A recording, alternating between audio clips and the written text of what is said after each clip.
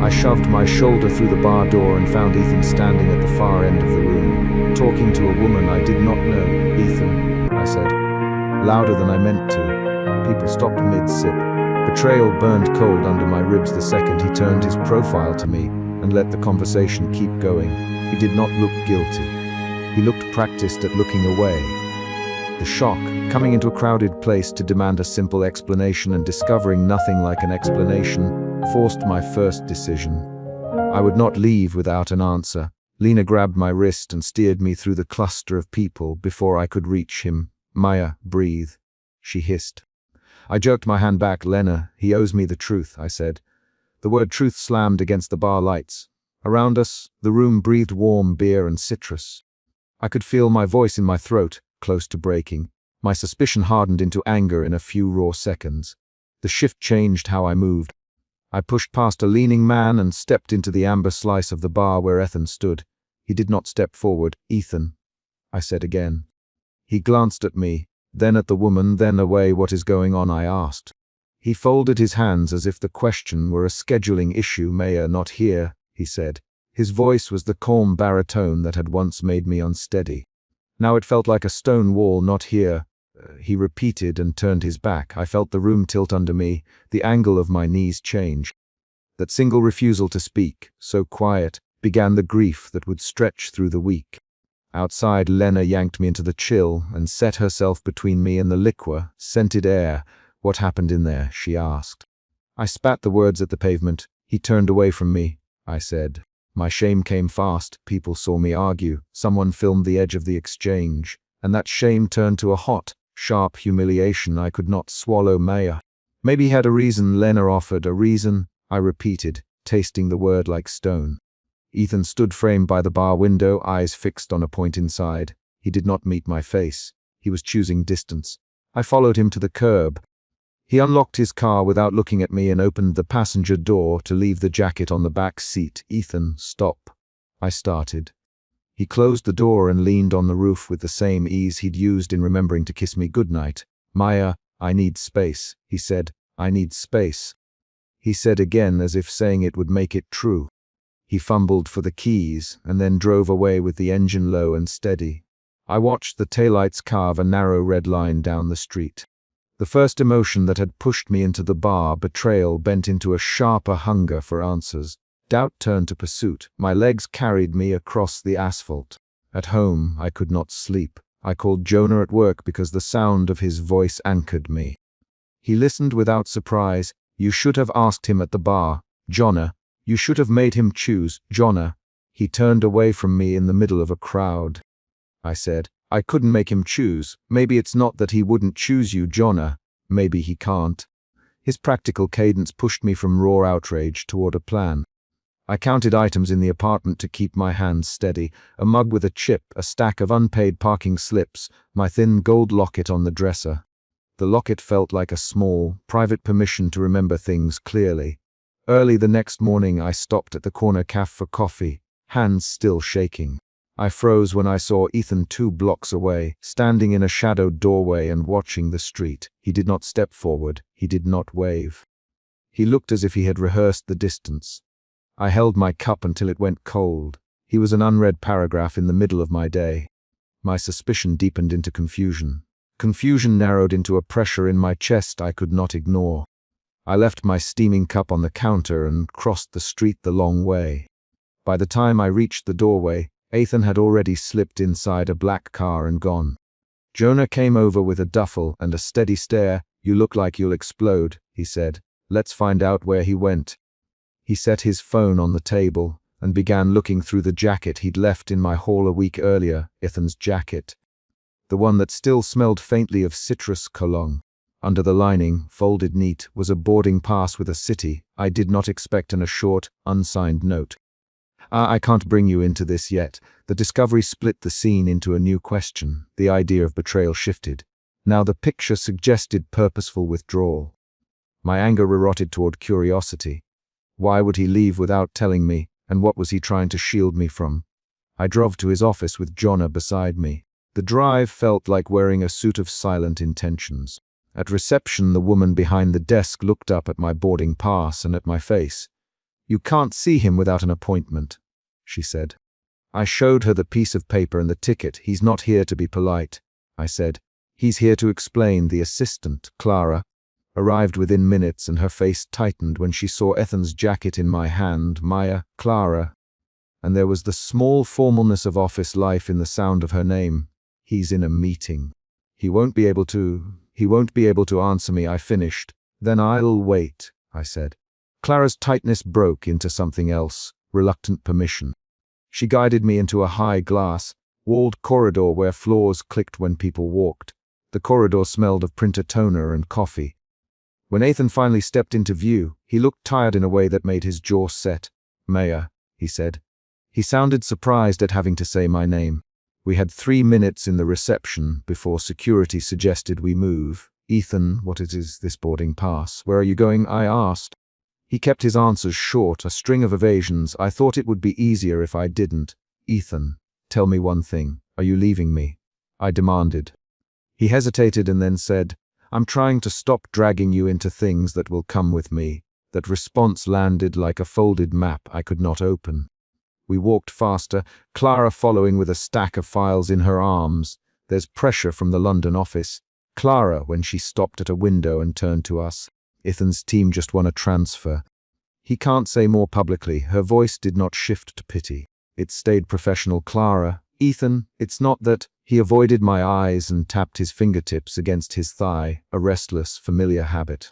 The revelation reframed the wardrobe of motives. This was not a simple betrayal of affection.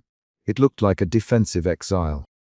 I felt anger move into something else, pain mixed with a reluctant, sticky concern. I thought of the boarding pass, the unsigned line.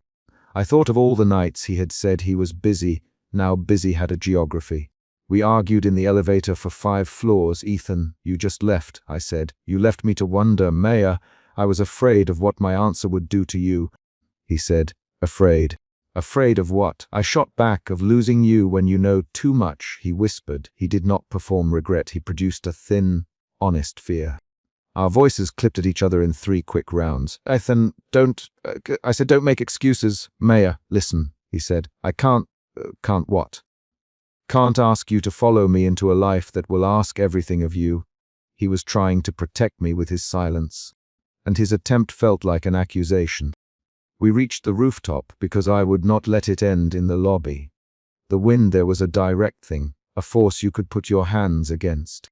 The city spread flat and indifferent below. My palms were damp on the rooftop rail. Ethan, tell me one true thing. I said, tell me why you left me.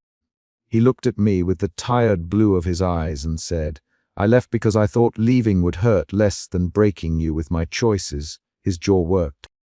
You think I can walk into a hostile boardroom with you hanging on my arm? You think they'd use you as leverage? I stepped closer so my voice would not wobble. Ethan, they don't get to decide what I am. He flinched at the name I gave to that decision. The emotion in my chest moved again, doubt thinning into a clear, hot resolve. This was the chapter's peak. I felt every breath as if it were an action.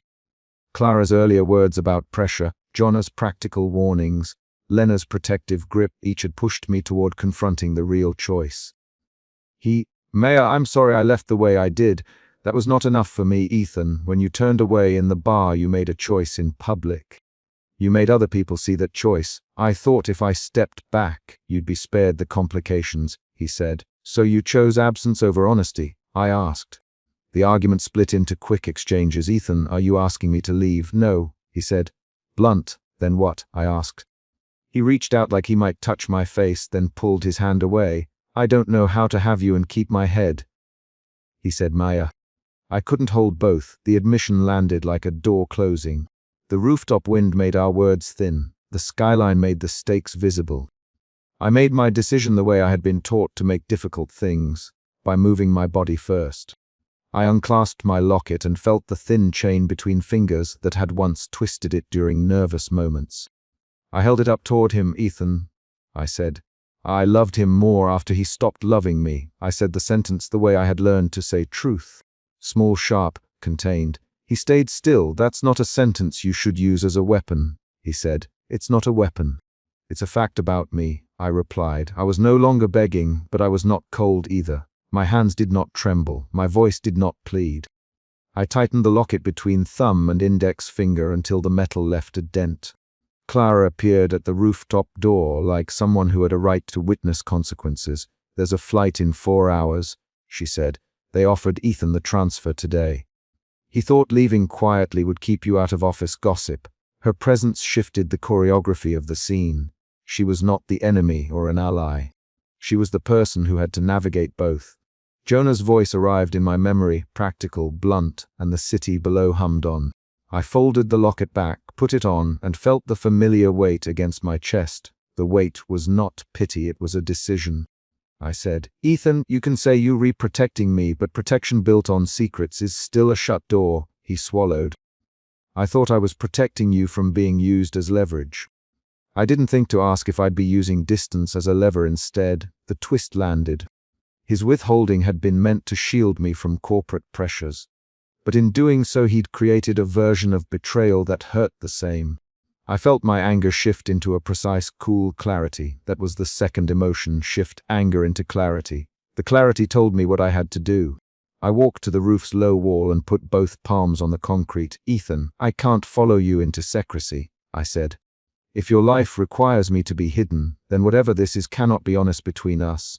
He opened his mouth and closed it. "Maya, stay," he tried. I turned to him. "No more stay without reasons," I said. "Tell me what you will risk for us. Or tell me why I'm meant to accept being the person who waits in silence." He looked like he had been punched. The wind took the rest of the words. He reached for me and then let his hand fall. The rooftop made decisions visible in way no quiet room could. Dawn came thin and exact. I stood alone at the rail while the sky milky with light spread over the buildings. The argument had ended. The rooftop had delivered an answer I had not expected and an answer I had to accept. I unclasped the locket once more and opened it. Inside was a small photograph of us at the park, sunlight cutting across our hands. I held the photo between thumb and finger until the paper warmed. Clara's footsteps receded. Jonah's practical voice replayed like a script. "Find out what they want, then choose." Lena's text blinked on my phone, asking if I was okay. I felt my fingers close over the locket and then put it back on. I walked down the stairs and out into the street where the city had begun its day. The boarding pass meant a departure. Clara's words meant he had reasons that reached beyond me. I had been given a choice by his absence. Pursue him into corridors I did not know or reclaim the ground he had abandoned. I did not make a speech. I bought a bus ticket to a meeting with Jonah and told him I would be fine. My decision was not dramatic. It was a series of small, exact movements, locking the mailbox, folding the jacket, leaving a note on the table. "I need time to think. Do not come by without talking first." That note closed the rooftops chapter without pretending it was the end. When I reached my apartment, I set the locket on the windowsill and let the morning light touch the gold. The choice remained unresolved between us, but the immediate torment of being left without reason had been answered. He had not left because he did not love me. He had left because he feared the consequences of bringing me into his work. The twist did not make the wound disappear. It simply changed how I would repair myself. I would not beg for a place at his side. I would not beg for the right to be known. I would ask questions until I had answers I could stand on. I left the rooftop with the locket clasped against my collarbone, and the city behind me held its ordinary indifference. The final move of the chapter was small and deliberate. I put the locket into my palm, opened it to the photograph of our hands, and then closed it again. I locked my apartment door. The sound of the key was a concrete punctuation to the night. I had not fixed everything. I had not forgiven or forfeited. I had chosen a boundary and made it visible. The chapter ended on that action, my thumb pressing the metal shut, because closure for that night came from a visible, physical choice rather than a promise or a future pact. Emotion root, betrayal, emotion shifts, doubt, anger, clarity.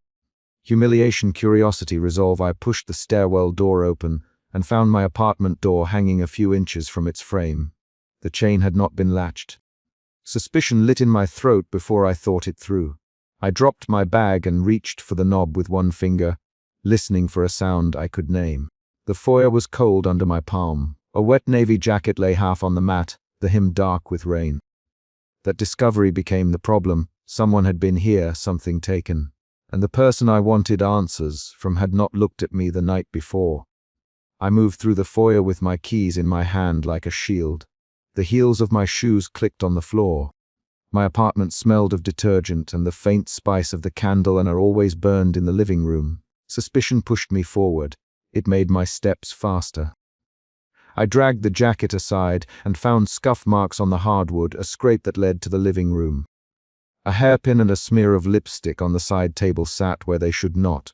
Those were not abstract symptoms. They were objects that told a simple sequence. Someone had left in a hurry and left a trace. I called for Anna before I opened the living room door. "Anna," I said. My voice did not wobble, but my hands did. Steps from her bedroom answered with a soft curse. She rounded the hallway with the candle still in her hand, hair tucked into a messy bun. "Maya, your door." Anna stopped when she saw the jacket. "Why is there a jacket here?" "Someone's been in the apartment," I said. I kept my voice flat so it could steer the room. "Did you see anyone? Did you hear something?" Anna looked at the scuff marks, at the lipstick. "I saw someone leave earlier, but I thought it was Ethan." Her eyes slid to me like a paper dropped between us. "He walked out with a woman." My breath cut. I asked a single direct question. "Did you get a good look at her?" Anna squinted as if replaying a grainy image. "Short hair, red coat. She had a chain like your locket, maybe." She laughed at the door. I thought nothing of it. "I'm sorry, Maya." Her apology landed like a physical object. I went to the sitting room and touched the couch cushion where my locket usually sat when I came home. The locket was gone. I did not sit. I called Sam at the design studio, my voice sharp enough that he heard the edge and answered faster than usual. "Sam, I need you to send me the photo you showed me in the studio this morning," I said. He hesitated on the other end, then sent it. My phone lit with a thumbnail that made my stomach drop. Ethan, arm around a woman in a crowded street and a thin gold chain glinting against her collarbone. I tapped the image open. The chain looked like mine.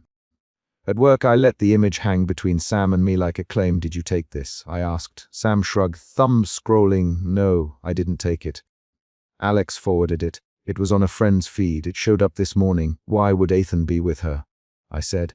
My hands balled under the table.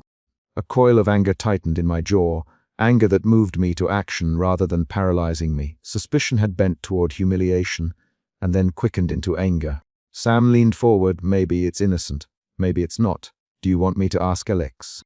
"Yes," I said the word like a small weapon. "Ask Alex and see if he has the original." Sam tapped his phone. "I'll message him now." The day became a string of small public exposures. Coworkers passed me with shifted looks. Someone if I was okay. I said I was fine. I was not fine. The photo had moved private grief into an office conversation. Every glance felt like a tally. After lunch, I headed to Ethan's building. The glass lobby reflected a man I half recognized. I saw Ethan before he saw me. He stood by the elevator, hands in pockets, the slim silver watch on his wrist catching light. He did not move toward me. I stepped out of the crowd and called his name. Ethan. The name left my mouth hard. He turned, but his eyes slid past me. He kept his distance with a measured, practiced coolness. "Maya," he said, voice even, "why did you leave last night without speaking to me?" I asked, "Why did you keep talking when I said your name?" Ethan folded his shoulders as if to make himself smaller. "I had to go. Work called." "Work doesn't take off your jacket and leave it in my foyer," I said. I stepped closer. People watched. He tapped fingertips against his thigh in his restless pattern. "I don't know what you were talking about, Ethan." He avoided steady eye contact. "There was someone. I thought you were at the bar. I didn't realize." "You didn't realize." My voice rose with accusation. "You didn't realize I was standing a few feet away while you talked to her." Ethan's jaw tightened. He thumbed at his watch. "Maya, I can't go over this now." The refusal was a wedge. I had expected distance. He had shown it before. But refusing to answer while leaving the problem in the open felt deliberate. Anger moved into a sharper place that tasted like humiliation. I left the lobby with my phone in my hand and my mouth tight. That evening I met Marco at the bar where I'd been the night before. He sat behind the counter, towel in his hand, blinking at me like he had seen the weather and not a person. "Marco," I said, "why did you give a napkin to me earlier? And what did you write on it?" Marco's face closed. He pushed a napkin across the bar. On it someone had scribbled a name and a rough description. Lena Short, red coat, 11:45 p.m. He licked his lip. She left after Ethan. I thought it was nothing. Then I saw the jacket. I remembered. You remembered what? I asked. Marco leaned close. There was a man who watched from outside. He sat by the taxi stand and then left with her. He looked like he was waiting. Marco's information redirected the line of suspicion. If someone else had been there after Ethan, then the locket might not have been an accidental loss. A new possibility opened. Someone had targeted the locket. My chest tightened into a different kind of fear, not just betrayal, but manipulation. I let the napkin sit in my palm until I felt the edges crinkle. The paper smelled faintly of beer and lemon cleaner. I left the bar with Marco's clue and walked the route I thought the woman in the photo might have taken. The parking garage was damp and smelled of oil. Fluorescent lights hummed above. I saw the woman near a column, the red coat folded over one arm, the gold chain glinting at her throat. My feet turned before my thoughts did. Stop, I said as I closed on her. My voice came out thin. She looked up without alarm. The locket rested against her skin. I could see the tiny hinge. I reached for it. A hand blocked me, large, silent. A stranger stood between us, coat collar up. He had kept his distance until now, and his face was in shadow. He did not speak. The woman in the red coat stepped back. I moved instinctively to step around the stranger. The stranger's shoulder brushed mine. He did not move his hand. He only stared at me. His presence created a tight, immediate danger. I felt my pulse knock at my throat. Fear rose like a physical thing and pushed my limbs into sharper, faster decisions. Get back, the stranger said. His voice was low and precise. I tried to pull my arm free. The stranger's grip was steady. The woman in the red coat reached into her bag and, without looking at me, dropped something on the concrete. A lid from a lipstick tube. For a second I thought it might be the locket clasp, but it was not. Then the woman moved away and disappeared into the pool of light by the exit. My hands were trembling when I turned on the stranger. Who are you? I asked. The words came out sharp. He looked at me like he weighed the truth. I watched because you looked like you were going to make a mistake, he said. The sentence was odd. Both a comment and an admonition. Who sent you? I demanded. Is Ethan involved? The stranger rubbed his jaw with the heel of his hand. None of your business who sent me. Be careful, Maya. He let go of my arm and stepped back. The garage felt louder after he left, the hum of fluorescent lights too bright. I fumbled my phone. My fingers typed Ethan's name and hit call out of habit. Ethan answered on the second ring. Maya, who sent that man? I asked. My voice shook. Who sent what man? Ethan, flattened and calm, a man who blocked me in a parking garage and stopped me from confronting a woman with my locket. Who sent him? I said. I forced my words out in short punches. Ethan's pause was long enough that I could count the seconds. I don't know who you talking about, he said finally. Maya, stop. You can't answer at all. I demanded. I can't have this now. I'm in the middle of something important, he said. His voice had the same measured baritone I had heard in the lobby. It put distance between us. I said one thing before I hung up. If that chain is mine, explain it. He did not answer. The line cut. My palms were slick with sweat. I went home and locked the door behind me. I checked the hallway light switch twice. Anna sat at the kitchen table, her face ashen. She reached for the napkin Marco had given me and read the scribbled name aloud. Lena, she said. Lena what? I don't know. I swallowed, but Marco saw someone watching outside. I set the napkin on the table. He thinks someone was waiting. Anna's fingers tapped the wood. Maybe Ethan is hiding something. Maybe he met her by accident. Maybe. I breathed out the word. Doubt shifted again under my ribs. Doubt became search. Search became a small, hard pursuit. I could feel the arc of the night narrowing toward one central move. I needed evidence, and I needed to know whether Ethan had been careless or whether someone had used him as cover. The next morning Sam messaged me the original photo. It was a wider shot than the cropped version. A street market, a vendor cart in the background, an overhead sign half visible. In the far corner of the frame a taxi idled with a driver peering down the street. The wider image showed another person walking away in the opposite direction, the man Marco had described. His profile matched the stranger who had blocked me in the garage. He looked up at the camera and then away. I read the photo until my eyes blurred. A twist snapped into place. The man existed in the same photographic space as Ethan and the woman. He was not a later watcher. He had been there at the same time. That meant the encounter was not an accident, and it meant my locket might have been targeted. The evidence altered my understanding of the bar night. Ethan's aloofness no longer felt like mere coldness. It could be part of something deliberate. The shift tightened the stakes into a more dangerous shape. I arranged a meeting with Marco and Sam that afternoon. We met in the bar back room under the hum of a single bulb. Marco set a cup of coffee on the table and sat opposite me. "Marco, did you ever see the woman touch the man?" I asked. Marco rubbed his thumb over the napkin. They talked for a minute. He nodded a couple times. Then he watched the taxi line and left before she did. Sam leaned forward, so he was waiting. He and Ethan were in the same place and time.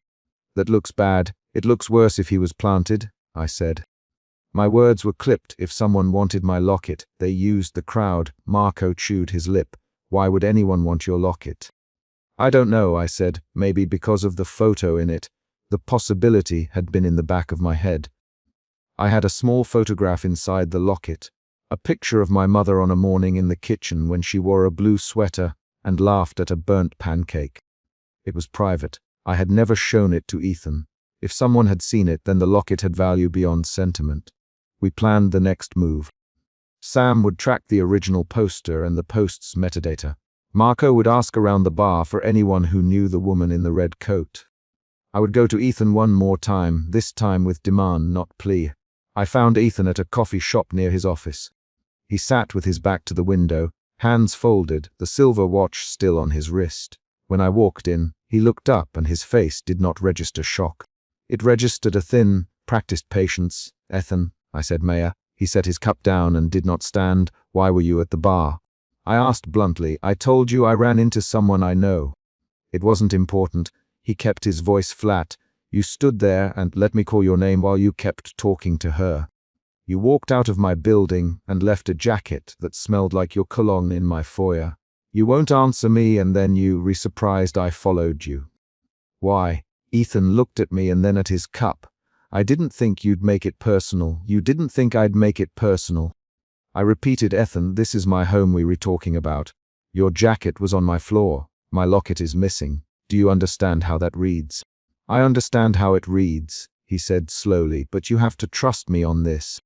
I wasn't involved in anything." I dropped my voice until it was a tight edge. "Then who is involved? Tell me a name." "Tell me anything." Ethan's fingers drummed his thigh. He avoided meeting my eyes. "I can't." We traded short sentences, each a push against the other. The conversation had a rhythm. My questions, his avoidance, then silence. It read like a confession withheld. When I left the coffee shop, I felt both more furious and more exposed. The doubt shifted into a cold clarity. I could not rely on Ethan to tell the truth. I had to build a case from objects and witnesses. Late that night, I sat by the window and held the napkin Marco had given me. The streetlights painted the floorboards a dull amber. Anna came in with 2 mugs of tea and set one beside me without asking. "How is it going?" she asked. She used my name softly, careful with it. "It's worse," I said. "Sam found the original image metadata. The man and Ethan are in the same frame. The woman had a chain like my locket. Marco saw someone watching outside. A stranger blocked me in the garage." "Ethan won't say anything," Anna paced, then stopped and looked at me. "Mayor, you can stop chasing him. You can choose not to chase." I turned the napkin between my fingers. The paper left an impression on my skin. "Maybe I'm done chasing explanations for his absence," I said. The words came quiet and steady. My voice did not hold a cheering note. It held a decision.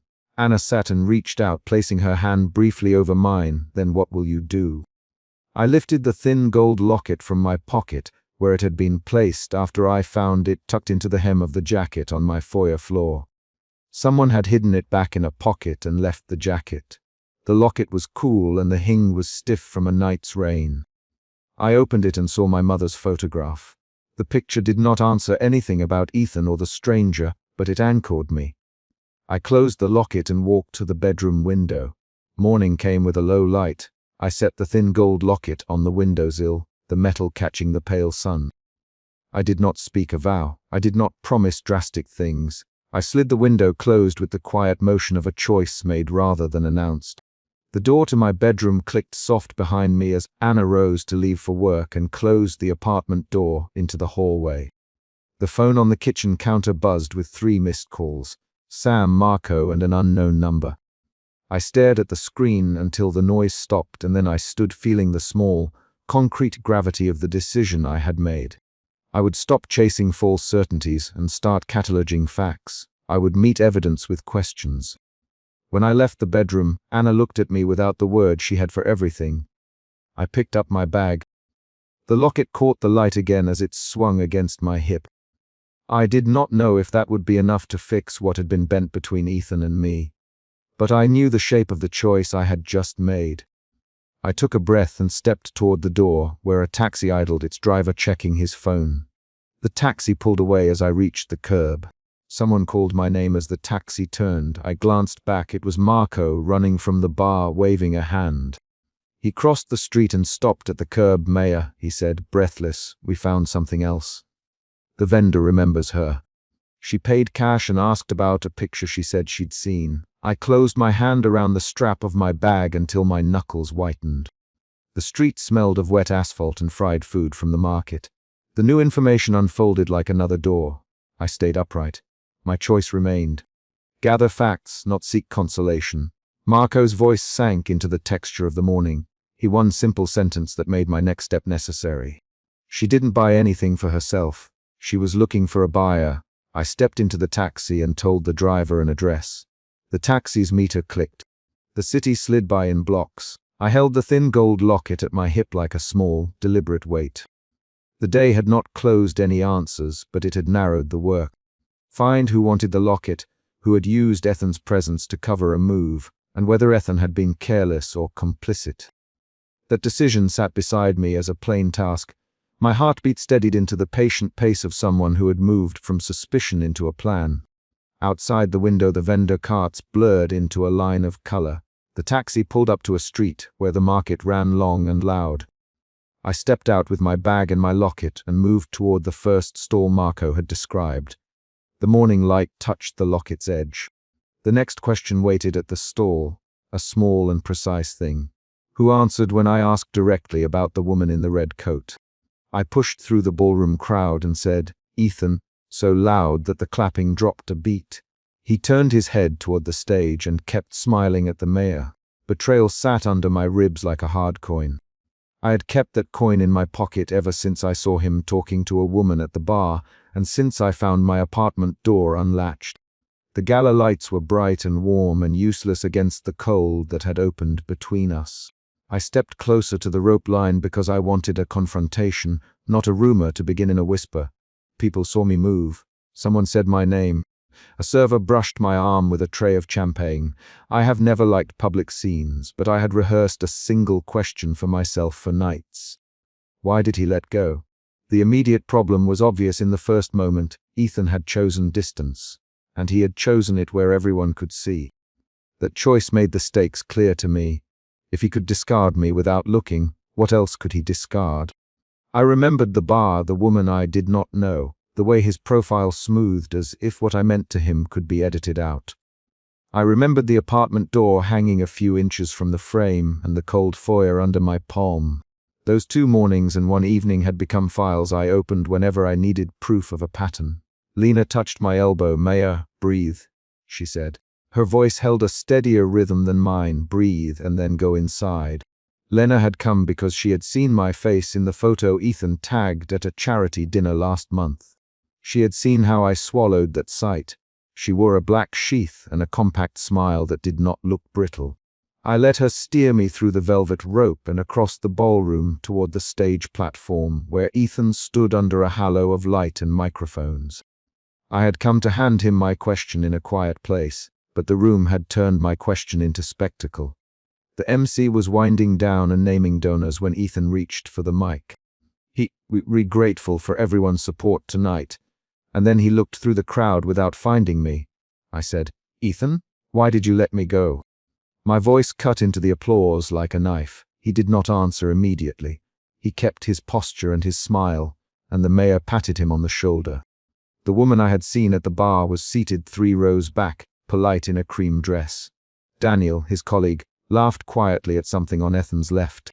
The public slight landed as if someone had opened a window and let winter air across my chest. People shifted in their seats. A few faces turned toward me. The Missy blinked, uncertain. Ethan's jaw tightened for a second that lasted long enough to show me he had felt the ripple. We left the ballroom without a scene in the technical sense. Lena guided me into a service corridor where the noise dulled and the air smelled like cleaning solvent and floral spray. I said, "Ethan, you ignored me, why?" The corridor light fell in strips along the floor. He leaned against a maintenance door, hands in his coat pockets, the slim silver watch catching a wash of light. "Mayor, now is not the time." That was not an answer. I stepped forward and said, "Ethan, tell me why you pulled away. Tell me if I did something wrong." His eyes avoided mine. He tapped his fingertips once and then twice. "I made a choice," he said finally. "It wasn't about you doing anything wrong, Mayor." His voice was the calm baritone I remembered. It was about the job. That line landed like a stone thrown into water. Clear, full, and widening the circle of what I needed to know. I pressed on. "What job?" I asked. "What job makes you act like you don't know me?"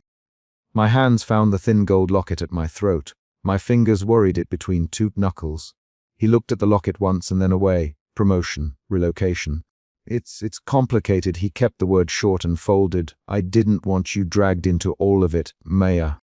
I thought stepping back would keep you safe." He's safe, as if the word could be contained in one breath and left there. I felt anger spike and then doubt follow. Anger because he had chosen distance without conversation. Doubt because his explanation could be real. Then Daniel came up the corridor with 2 others and leaned against the door frame in a casual cluster. "Ethan," Daniel loudly, smiling in that way that made the edges of his eyes crease. "You killed it out there." Daniel's presence widened the audience around us. Lena's hand tightened on my wrist. Daniel introduced noise into the confrontation. His laugh felt like a smear. Lena stepped forward. "Daniel, now's not the time," she said. Her voice was low but edged. Daniel shrugged as if that could erase the notch his arrival had placed in the conversation. He offered Ethan a magazine and a comment about networking. The exchange pushed me back into the margins. I had come for a conversation, not theater. That night was the first external event. The second external event followed the next morning when Lena urged me to go to Ethan's office floor. "You need facts, Maya," she said. "Not guesses."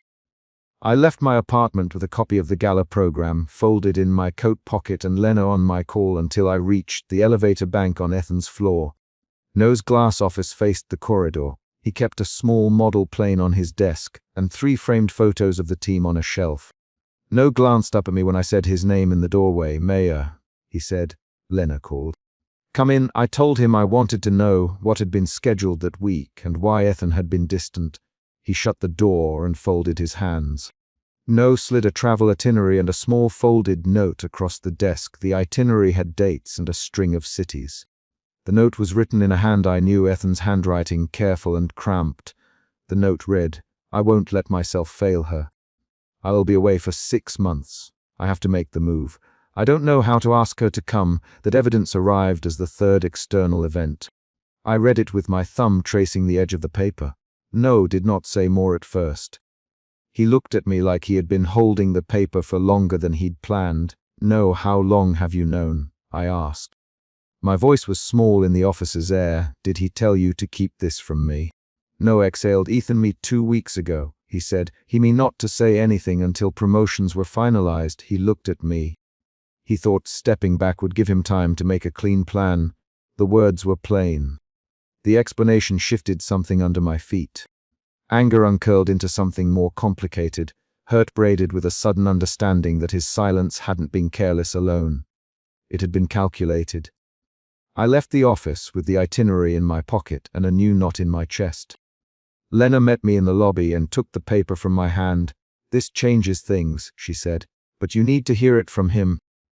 We moved through the city to the building where Ethan's company had a rooftop terrace open to tenants.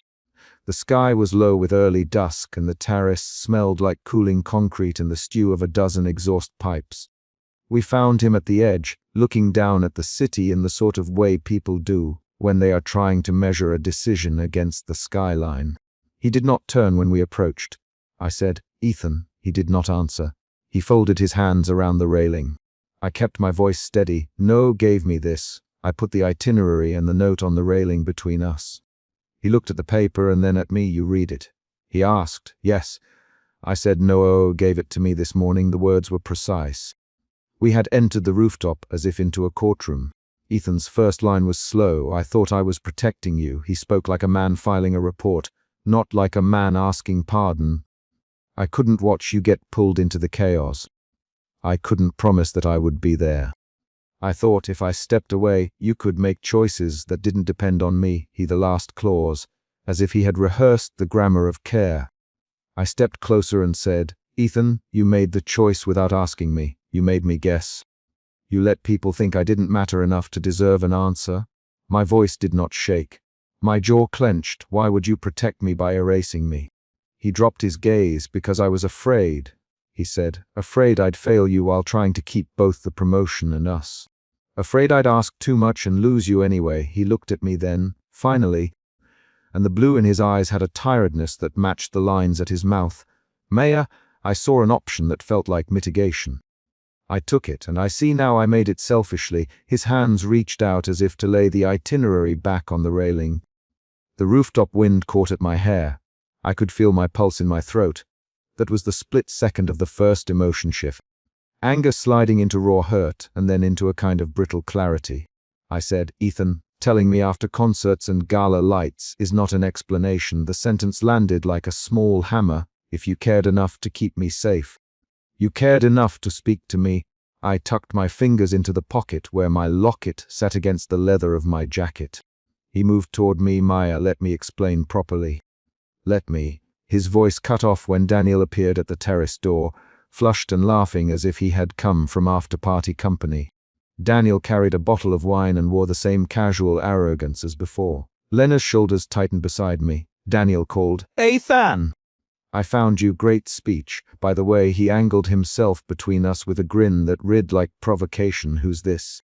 He added loudly, as if the audience in the ballroom might still be listening, "This is Maya, Ethan." He sounded small for a moment. Daniel's presence was a second attempt to frame the rooftop as a public stage. He made a joke about business travel and relationships, and then left as quickly as he had arrived, the joke hanging. "Lena, Daniel, leave us alone," and his laugh trailed behind him. We were left again with our words. I demanded, "Ethan, did you ever think to ask me if I wanted to move? Did you ever think I might choose differently?" The question pushed into the space between us like a keystone. "I thought about it. I thought you'd say no. I thought you'd resent me for pushing you into a new life when you had your own work and your own plans here." The words quickly now, as if speed could clear a thought. "I thought I could spare you a messy conversation. I thought being the one to walk away would spare both of us pain. I was wrong. I see that now." That was the second emotion shift. Doubt folded into remorse and then into a desperate attempt to repair. Our exchange became faster. I asked short questions. He answered in short lines. When I pressed for details about the promotion's timeline, he named months and cities and a board meeting. "The promotion requires me to be away for at least 6 months. They expect relocation within 3 months after confirmation." I said, "You had 2 weeks to tell me and you chose silence." He met my eyes. "I didn't know how to risk your career, Ethan. I didn't want to ask you to choose unless I could offer you something solid. I thought if I could make the move inevitable, the choice would be easier. I see now it was cowardice." "I'm sorry, Maya." The apology came without flourish but with a directness that made my scalp prickle with the mechanical recognition of someone's voice being honest. We argued for a short stretch, 3 quick lines, then 3 more. "Ethan, you made me guess!" I said, "Ethan, why didn't you trust me to decide with you?" I demanded. "I thought I'd ruin your life if I asked you to come with me and you refused." "Ethan, you didn't give me the chance," I said. The back and forth burned off the decoration and left only the core choices. At the argument's end, No's earlier note and the itinerary were on the railing like physical proof. Ethan read the dates aloud again to make sure I knew them, as if pronunciation could fix the wrong. Lena watched with a face that moved from anger to calculation. She had already started to shape a next step in her head. Her fingers tapped a rhythm at her side. "Maya," she said quietly, "decide what you want to do after you hear everything. Don't decide from hurt alone." That sentence landed like a tool being offered. A sharp surprise arrived then. Lena found an email on her phone from a recruiter offering a remote design lead role that fit months of a new schedule I'd been wanting. No had texted Lena earlier that morning in a move I'd call subtle if it had been planned. He had not told me. Lena showed me the screen and said, "It's something steady. You could have the flexibility you said you wanted last month. It's not a compromise on your work." The reveal changed the calculus in the room. Nora's note and Lena's email opened an unexpected path. The twist was concrete and brief. It altered how I could respond to Ethan's plan. The rooftop confrontation reached its real peak when Ethan plainly, "Will you come with me? Will you try it for a year?" He spoke the sentence like a proposition more than a pleading. I looked at the itinerary and at the email on Lena's phone. I felt the locket warm against my skin. I thought about the bar where I'd caught him with a woman I did not know, and about the apartment door I'd found ajar. I thought about the nights I had told myself I would wait. The memory of the tomato, red dress at the bar, the scent of his citrus cologne on a jacket left on my chair, the silence after the door. These were specific moments I could hold in my hand. I answered in a short line, "Ethan, you stepped away when you were afraid. You me to follow a plan you imagined without me." I pause. "I won't be a safety net you test when you uncertain." My voice was steady. Ethan's mouth opened. "So that's it?" he asked. "Is this over?" His question was raw and immediate. I could hear the smallness of the word "over," like a door being slammed in miniature. I did not answer at once. I unhooked the locket and let it fall into my palm. The metal felt warm and heavy. I had used the locket in other chapters of my life as a talisman. Tonight I let it become evidence of a choice. I said, "I loved you more when you stopped loving me. I loved you harder when your distance made everything clearer. That love taught me what I am willing to accept." The sentence was close to a confession and close to a verdict. Ethan slid his hands up the railing to reach mine. "Maya, take me back. Come. We'll make it work." He used my name like a promise, as if the name could smooth negotiation. I thought about the itinerary, I thought about No's note, and I thought about Lena's unexpected message. I thought about my own work and about a life not always defined by another person's schedule. I let my fingers open and I placed the locket on the railing between us. "Keep it," I said. "If you want to remember me, keep this. If you want to be the man who makes choices for both of us without asking, keep it as that too." My hand moved back. Ethan's face shifted as if the locket's small weight had physical consequence. He reached, then hesitated, then took the locket. He read the initials on the back as if they carried a cipher. Then he looked up. "Maya," he began. "I finished for him. I can't be the second act that fills the gaps you left in the first." My voice sounded small and precise. "If you want to build a life that includes me, ask me before you cut me out. If you want to stay away to spare me, then accept that your absence changed me. The decision was mine to make and mine alone." He swallowed. "I don't want to lose you," he said. "I don't want to have to earn you back through goodness. I want you with me." He reached his hand toward me like a salvage attempt. I stepped back. The walk to the terrace door felt longer than it should have. I did not yell. I did not plead. I gave him the last clear action I could manage. I turned and walked out of the rooftop terrace without his hand in mine. That exit was the small, decisive act that ended the rooftop's peak. Outside, the city smelled of night and takeout. Lena fell into step beside me and did not speak until we reached the car. At my apartment parking level, I unzipped a small duffel bag and packed a few things: documents, a pair of shoes, the sweater I wore at the bar 2 chapters ago. Each item I selected came with a memory I would not erase but would place in a box. That packing was practical and still felt like a ritual. Back in my apartment, I sat at the windowsill with the morning light catching the dust along the frame. Lena poured 2 mugs of coffee and set one in front of me. "You could talk to him again if you want. You could ask for a different plan. But whatever you choose, do it with the facts you have now." Her words were clear. We spoke about logistics for the next week. Lena read the recruiter email again and said, "Apply tonight. If you get an interview, go. If it pays less, it can still give you control. Control mattered. I pressed my thumb along the seam of the itinerary No had given me. The paper crinkled under my fingers. This was the small resolution. Turn pain into practical steps. I called No later that morning. No, did you plan this? I asked. No, he said. I was trying to be helpful. I thought if she knew, she'd confront him. His voice had a blunt honesty. I didn't want you to be blindsided again. The short exchange between us was a small reconciliation. That afternoon I sat with Lena and filled out an application for the remote position. I attached a cover letter that said nothing theatrical, only my experience, my willingness to learn, and the hours I could commit. She watched me type and then said, "Good." Her approval was enough of a final stamp. The application was action, not rhetoric. Ethan called twice that day. I let both go to voicemail. In the messages he left short notes. "Maya, I'm sorry," and "Can we talk?" My name at the end of each message like a tether. I replayed them once, then deleted them. The act felt final in a small, controlled way. The next morning Lena knocked and held a thick envelope. "Noah sent me this last night," she said. Inside were 3 postcards from different cities with short scribbles from people on our team, notes that read like encouragements about professional collaboration. Nothing more. Lena looked at me and said, "People will still be people. But you can make choices based on what you know now." She put the postcards on my kitchen counter. I opened the small jewelry box where I had placed the locket for a moment's thought. The metal glinted, and then I closed the lid without putting it on. Instead, I wrote a line on the inside of a planner page, "Call recruiter if interview offered." Prepare questions about remote schedule. The line was ordinary and concrete, which was exactly what I needed. That evening, Ethan came by my building. He stood in the lobby beneath the chandelier and looked at me with the kind of pleading I'd seen once before. The night after the bar when he'd made no excuse. "Maya, please, let's not end like this." He used my name like an appeal. I said one sentence. "Ethan, I will not be a safety that you test.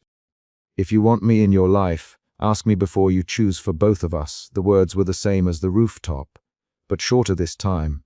He nodded, and for a moment I thought he might ask me to take him back. Instead, he said, "I understand."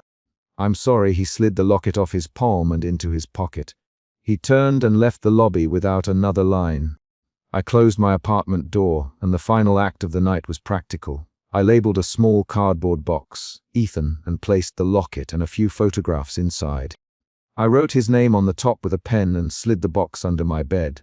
The gesture felt like cataloging rather than forgetting, an acknowledgement recorded in ink. Lena stayed for dinner, and we planned a short list of tasks for the week. Update my resume, draft responses to relocation questions, set times for interviews, and pick up an application packet for a continuing education course I'd mentioned once in passing. Each item on the list was an intentional step away from being defined by someone else's timetable. The morning after that, I sat at the windowsill and opened the curtains to a precise gray sky. Lena made coffee and handed me a mug. We went over the list again. I felt the old ache at the edges of my breathing, but it had edges now, specific, manageable, and not endless. There was no grand pronouncement, no dramatic reconciliation. There was a sequence of choices. I texted Ethan one line. "Thank you for telling me. I need time to decide what I want, not to fix what was broken last week." He replied with a single word, "Understood." The reply was short and civil. The exchange closed a chapter of ambiguity. That afternoon, I applied for the remote role and sent a concise email to my current manager asking about a flexible schedule for a project I had been developing. Lena came over the next day with a printout of potential classes and a list of contacts she promised to introduce if I wanted to network. We made a plan to call the recruiter if they replied by Friday. Each concrete step formed the scaffolding of a new week. 2 weeks later, an interview came through. I prepared questions about expectations, autonomy, and travel. When they asked why I wanted the role, I said, "Because I want to make choices that fit who I am, not to be an afterthought in someone else's plan." I spoke plainly, and the interviewer typed notes in that efficient way no one pretends is intimate. Ethan and I exchanged one more conversation on the phone before the interview. How I was. I answered with a practical summary of the steps I was taking.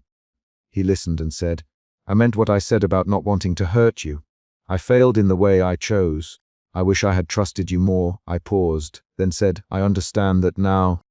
We closed with a small agreement to stay honest if we were to have any future conversation. A month later, I received an offer letter for the remote position. I read it at my kitchen table with Lena standing in my doorway. The letter had a clear start date, a salary figure, and a note about flexible hours. I signed and sent my acceptance with a quiet hand. The papers were practical, and the act of signing them felt like the first step of a plan built on my terms. On the morning of my start date, I packed a small bag and placed 3 things in it: my laptop, the worn leather jacket I had worn to the bar months earlier, and a blank notebook for scheduling. I left the cardboard box with Ethan's things neatly under my bed. I locked the door, slid the key through the mail slot as if returning a borrowed item, and walked down the stairwell with my bag on my shoulder. Lena hugged me at the bottom of the stairs. "Call me when you finish your first week," she said. She used my name the way friends do when they anchor someone to continuing life. I nodded and said, "I will." Then I stepped out into the morning air and toward a bus stop where my first commute in a new rhythm began. The locket stayed under the bed as a thing acknowledged, and the itinerary sat in the drawer of my desk as a fact that had changed a man and, by extension, changed me. The door closed behind me with a small, decisive click.